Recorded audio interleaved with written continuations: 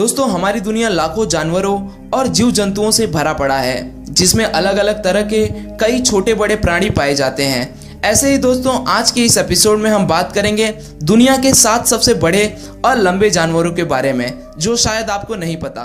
तो चलिए शुरू करते हैं। पहले नंबर पर है ग्रीन एनाकोंडा।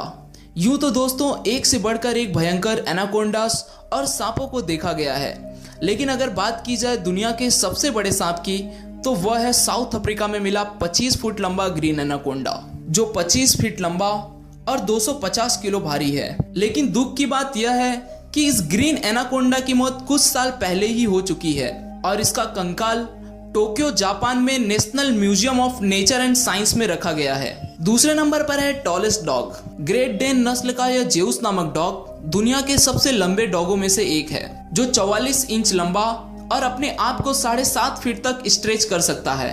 अपने इस अविश्वसनीय लंबाई के लिए जेउस का नाम Guinness book of world record में भी दर्ज है, लेकिन दुर्भाग्यवश 3 सितंबर 2014 को 5 साल की उम्र में जेउस की उम्र होने की वजह से जेउस की मृत्यु हो गई। तीसरे नंबर पर है बिगेस्ट रैबिट। डूरियस नाम का यह रैबिट दुनिया के सबसे बड़े खरगोशों में से एक है, जो 4 फीट 4 इंच की लंबाई के साथ Guinness book of world record में शीर्ष पर बरकरार है।